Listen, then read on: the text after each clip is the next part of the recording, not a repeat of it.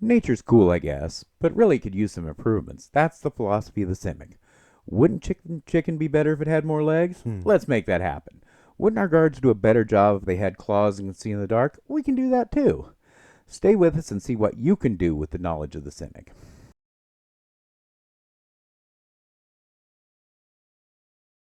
Hi, everyone, and welcome to another transformative episode of The Dungeon Crashers. I'm Guy. And I'm Zapil. Before we get started, remember to like this video, subscribe to this channel, and turn on notifications so you don't miss any of our great D&D content. Today we are continuing our study of the plane of Ravnica with a lesson about the Simic. The Simic Guild is responsible for the biological research. The world city of Ravnica has in many ways moved beyond nature.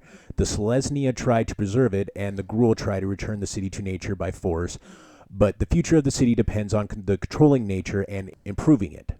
Beasts should be bred and modified to best serve the people of Ravnica, and even people themselves can use some serious upgrades. There are many research specialties within the guild called clades that focus on improving and development different aspects of nature. One of the particular interest to us is called the Guardian's desire to create an army of super soldiers. Our hero is going to be one of those. As a young man, we thought we could end up as a soldier in the Boros Legion due to our size and strength, but fate had other plans for us. We were also extremely intelligent and were approached by a Simic researcher to become his apprentice. Knowing that the life of a researcher is both more profitable and safer than the life of a soldier, you gladly accepted, but found out that there was more than you bargained for than you expected. In addition to the apprentice, your master wanted a research subject, and while teaching you, he also modified you into his vision of a perfect genetic warrior. From our race, we are taking the Simic hybrid from the Guildmaster's Guide in Ravnica. Before becoming a test subject, we could have been at least human, Elven or Vidalcan, and we are going to be human because the other races are usually depicted as slender, and we want to be bulky and muscular. Our previous race doesn't matter, though, because we have become something more. We are humanoid, our size is medium, and we have dark vision of 60 feet regardless of our original race. We also speak Common and either Elven or Vidalcan. We also get an animal enhancement at first level, and we get another one at 5th level. The choices at first level are Mantiglide, Natural Climber, and Underwater Adaptation. All these abilities are described in the Guildmaster's Guide in Ravnica. The one we are taking is Mantiglide. It gives us ray-like fans that we can use as wings to slow our fall or glide. When we fall and aren't incapacitated, we can subtract 100 feet from our fall distance and move horizontally 2 feet for every 1 foot we fall. This is particularly useful in the world like Ravnica, which is filled with towers, bridges, and spires. Unlike some similar abilities, this is not affected by armor, so it will work even if you're wearing plate mail. Like other guilds of Ravnica, the Simic have a specific background that offers the same benefits as normal backgrounds and also adds spells to any class list we have, and we'll discuss those as they become available. The background gives proficiency in the skills Medicine and Arcana, which do a good job of representing magical biologists. We also gain proficiency with 2 languages of our choice. Simic hybrids gain a +2 to Constitution and +1 that we can put on any other ability. Using Point Buyer, we're putting 15 on Strength and use our free bonus to make it 16. We put 10 on Dexterity. We're going to be a straight strength-based fighter and wear heavy armor. With 14 on Constitution, which will become 16 with our racial bonus. With 14 on Intelligence, we are a scientist and it's going to be our casting stat, so we need it to be high. We put a 10 on Wisdom and lastly an 8 on Charisma. Life as a lab assistant doesn't give much opportunity to develop social skills, and our appearance could be off-putting to some people. As with all of our Ravnica builds, this is going to be a single-class character. Multi-classing can be a lot of fun, and we do it a lot here on the Dungeon Crashers, but a single-class character can be fun, flavorful, and powerful, and we're using this series to highlight them. Our first in every level is going to be Fighter. We get 2 skills from the fighter list, and we want Athletics and Perception. We have been trained and engineered to be a perfect warrior, so we must be fast, fit, and alert. We get proficiency with all armor and shields, simple and martial weapons, and are proficient with strength and constitution saves. We're going to use the heaviest armor we can get and should carry a weapon or 2, but we're normally going to fight with our fists. We get a fighting style, and we're taking Unarmed Fighting. It gives us proficiency with Unarmed Strike, and they deal a d6 damage or a d8 if you aren't wielding a weapon or a shield. And you can deal 1d4 damage every round to a creature you have grappled. Additionally, we get Second Wind, which lets us use a bonus action to heal 1d10 plus our fighter level in hit points. We can't use this ability again until after we finish a short or long rest. At second level, we gain Action Surge, allowing us to take a second action on our turn. After we use this ability, we can't use it again until we finish a short or long rest. And at 3rd level we gain our martial archetype, and we are taking Eldritch Knight. Until now we've been a simple lab assistant, but now our master began teaching us the secrets of the Simic. We gain spellcasting, learning 2 cantrips and 3 first level spells from the wizard list, and we get 2 spell slots to cast them with. 2 of these spells must be from the schools of Abjuration or Evocation, and when we learn new spells they must also be of those schools except for the ones we learned at 8th, 14th, and 20th level. Our background adds the Druidcraft and Acid Splash cantrips to the wizard list for us, and the spells Detect Poison and Disease, Expeditious Retreat, and Jump. It's up to your DM how this works for you. Rules as written, you will still must choose from Evocation and Abjuration for most of your spells, even though those are added to the wizard list for you. However, the way the rule seems to be intended is that you get them because of the training in your guild. As a DM, I would let the Eldritch Knight choose freely from the guild spells, but for this build we'll use them rules as written, but definitely talk to your DM to see how they feel about it. We are taking the Acid Splash cantrip, which lets us choose 2 creatures that are within 5 feet of each other and cause them to make a dexterity save, and if they fail, they take a d6 damage. Getting 2 targets with the cantrip is nice, and acid fits the concept we're going for. We also take Poison Spray. This only targets 1 creature within 10 feet, but it deals 1d12 damage if they fail a Constitution save. This also fits our character concept nicely. Ask your DM if you can spit the acid and poison, just for effect. For our free spell, we are taking Jump. A normal high jump is 3 feet, plus 1 foot per point of strength modifier, and your DM can allow an athletics check to jump higher. The jump spell triples this distance, giving us an 18-foot running high jump. With our Manta Glide, we can then fall 18 feet while gliding 36 feet horizontally. The jump distance counts against our move speed, but the glide distance doesn't, so this can enable us to move really rapidly. For our other 2 spells, we want Shield, which combined with our heavy armor will make us difficult to hit. And we will also take Tasha's Caustic Brew for another acid spell. This uses concentration and creates a stream of acid 30 feet long and 5 feet wide. All creatures in the area take 2d4 acid damage and take this damage every turn until they or another creature use a turn to remove the acid or you lose concentration. The other ability you gain is Weapon Bond, which allows you to bond with up to 2 weapons, and when you do, you can't be disarmed of the weapon and can teleport it to your hand using a bonus action. We normally fight unarmed, but having weapons is still important for attacking creatures that resist bludgeoning damage, and eventually we'll need a magic weapon, so this ability will still be useful for us. At 4th level, we gain an ability booster feat, and we want to increase our strength to 18, not only for our attack and damage, but for better grappling and a higher jump distance. We also learn another 1st level spell, and protection from evil and good gives us powerful protection against abjuration, celestials, elementals, fays, fiends, and undead, all of which are common enemies on Ravnica. We also get an additional 1st level spell slot for a total of 3. At 5th level, we get an extra attack, allowing us to attack twice instead of once when we're taking the attack action. We also get another mutation, and we can choose from Armored Shell, Acid Spit, or Grappling Arms. We are taking the Grappling Arms, which are 2 additional arms that grow beside our original ones. These can also be tentacles if you prefer, and that is what we want. They can be used as unarmed strikes, dealing 1d6 damage, and because of our fighting style, will do 1d8 when they aren't using a weapon or a shield, and after hitting an attack with them, they can make a grapple attempt as a bonus action. Grappling requires a free arm, but as we now have 4, it is possible at our DM's discretion that we could grapple multiple opponents at once.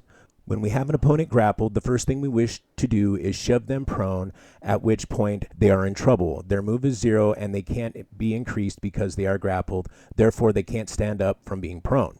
While prone, they have disadvantage on attacks, and we get advantage on attacks against them, and being unable to move means they can't take the dodge action.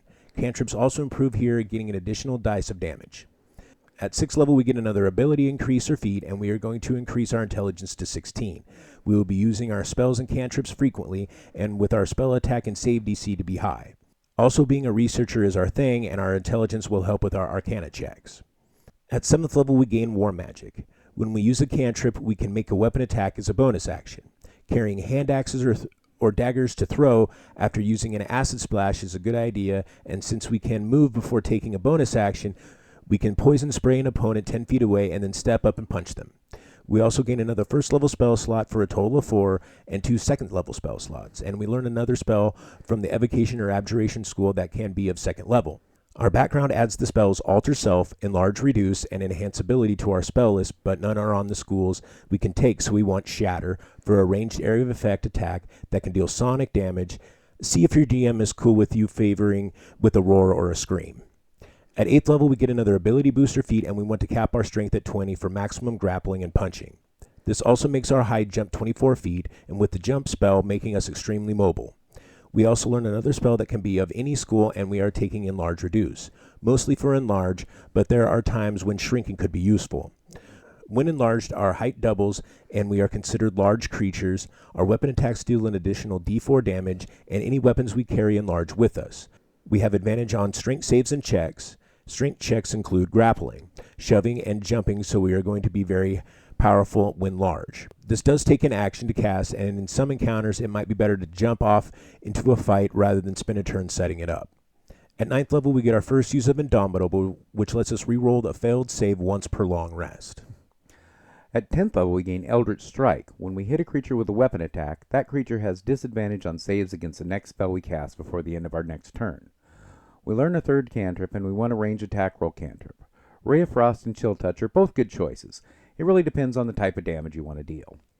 We also learn another spell of the Evocation and Abjuration School, and we will take Melf's Acid Arrow for another range damage spell. We get an additional second level spell slot for a total of 3. At 11th level, our extra attack improves. Now we can make 3 attacks instead of 2 when taking the attack action. Cantrips also improve, adding a third dice of damage, so we are powerful whether we are throwing 3 unarmored attacks or a single attack plus a cantrip using War Magic. We learn an additional Evocation or Abjuration spell, and Rhyme's Binding Ice gives us a cone-shaped area of effective cold damage that also immobilizes enemies. At 12th level, we get another ability booster feat. We're going to increase our intelligence to 18 to reflect our continued scientific studies and to improve our spell attacks and save DCs. At 13th level, we gain 2 third-level spell slots and can learn an Evocation or Abjuration spell of 3rd level. Our background adds Gaseous Form, Wind Wall, and Water Breathing to our list, and Wind Wall is an interesting choice. The damage isn't high, but the area is large and can be shaped.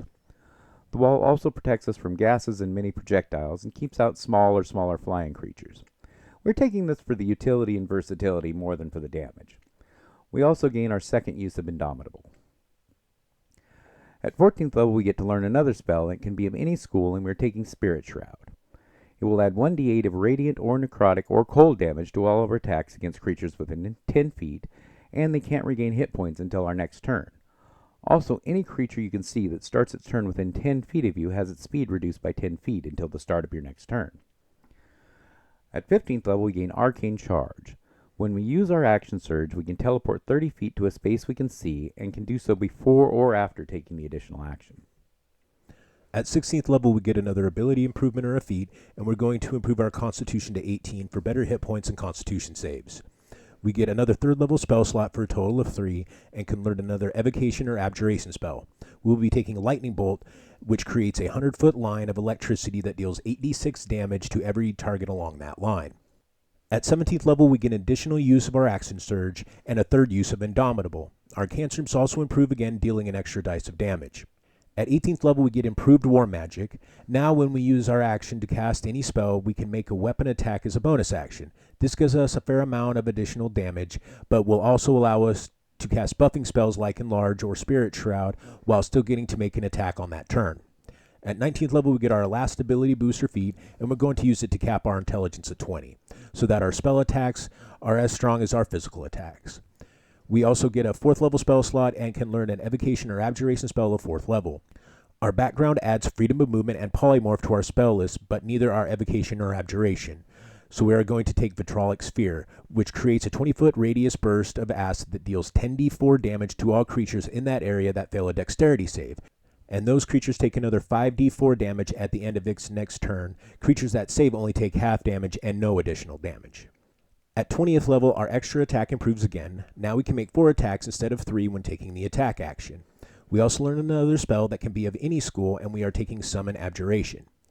It calls an abjurant creature to help us. There are 3 choices: the Slad, which is a regenerating melee fighter, the Beholderkin, which is a flying range attacker, and the Starspawn, which is a melee attacker that has an aura that deals psychic damage to creatures around it. This build is clearly strong. Even without using spell slots, it is capable of dealing great deals of melee damage.